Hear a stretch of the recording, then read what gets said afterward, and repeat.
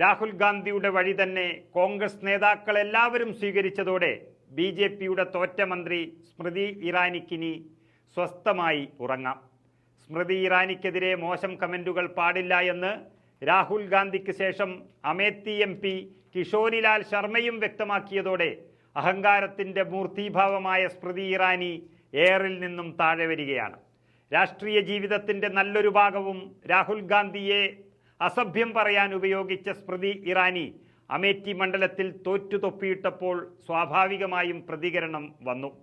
അവർ കോൺഗ്രസുകാരുടെ അടികൊണ്ട് പിടയുമ്പോൾ ഒരു ബി.ജെ.പിക്കാരനും രക്ഷയ്ക്കെത്തിയില്ല, തിരിഞ്ഞു നോക്കിയില്ല. പകരം രാഹുൽ ഗാന്ധി എന്ന വലിയ മനുഷ്യനാണ് പറഞ്ഞത് സ്മൃതിയെ ഉപദ്രവിക്കരുത്, വെറുതെ വിടണം എന്ന്. അത് അക്ഷരം പ്രതി കോൺഗ്രസ് നേതാക്കളും പ്രവർത്തകരും അനുസരിച്ചതോടെ എയറിൽ നിന്നും താഴേക്ക് വരികയാണ് സ്മൃതി. ഇക്കാര്യത്തിൽ രാഹുൽ ഗാന്ധിയുടെ നിലപാടാണ് ശരിയെന്നും ഒരു രാഷ്ട്രീയക്കാരനെതിരെയും മോശം കമന്റുകൾ പാടില്ലെന്നും അമേഠി എം.പിയായ കിഷോരിലാൽ ശർമ്മ കൂടി പറഞ്ഞതോടെ കോൺഗ്രസിന്റെ മഹത്വം ഒന്നുകൂടി വർദ്ധിച്ചിരിക്കുന്നു. ഈ ലോക്സഭാ തെരഞ്ഞെടുപ്പിൽ കിഷോരിലാൽ ശർമ്മ സ്മൃതി ഇറാനിയിൽ നിന്നും അമേഠി തിരിച്ചുപിടിച്ചത് 1,60,000-ൽ പരം വോട്ടുകൾക്കായിരുന്നു. രാഹുൽ ഗാന്ധിയാണ് ശരിയെന്നും വിജയവും തോൽവിയും ജീവിതത്തിന്റെ ഭാഗമാണെന്നും അദ്ദേഹം പറയുന്നു. ഒരിക്കലും മോശം ഭാഷ രാഷ്ട്രീയ നേതാവിനെതിരെ പ്രയോഗിക്കരുതെന്നും കിഷോരിലാൽ ശർമ്മയും വ്യക്തമാക്കി.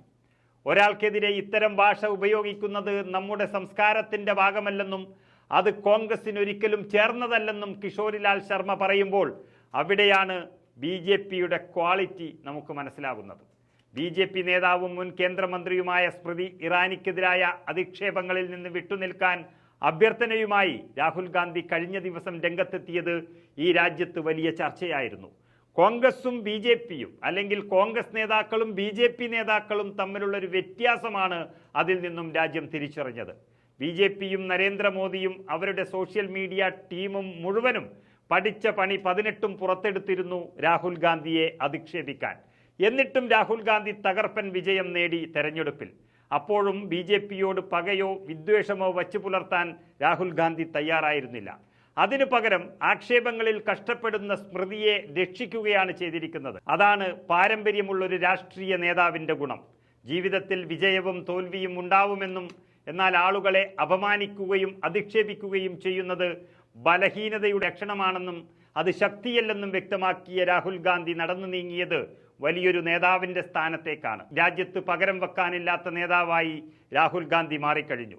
ജീവിതത്തിൽ ജയവും തോൽവിയും ഉണ്ടാകുമെന്നും ശ്രീമതി സ്മൃതി ഇറാനിക്കോ മറ്റേതെങ്കിലും നേതാക്കൾക്കോ എതിരെ അപകീർത്തികരമായ വാക്കുകൾ ഉപയോഗിക്കുന്നതിൽ നിന്നും മോശമായി പെരുമാറുന്നതിൽ നിന്നും വിട്ടുനിൽക്കാൻ താൻ എല്ലാവരോടും അഭ്യർത്ഥിക്കുന്നുവെന്നും ആളുകളെ അപമാനിക്കുകയും അധിക്ഷേപിക്കുകയും ചെയ്യുന്നത് ബലഹീനതയുടെ ലക്ഷണമാണെന്നും രാഹുൽ ഗാന്ധി വിളിച്ചു പറഞ്ഞതോടെ രാഹുലിൻ്റെ അനുയായികളായി മാറാൻ രാജ്യത്തെ ഓരോ പൗരനും കൊതിക്കുന്നൊരവസ്ഥയിലേക്ക് കാര്യങ്ങൾ എത്തി നിൽക്കുകയാണ്.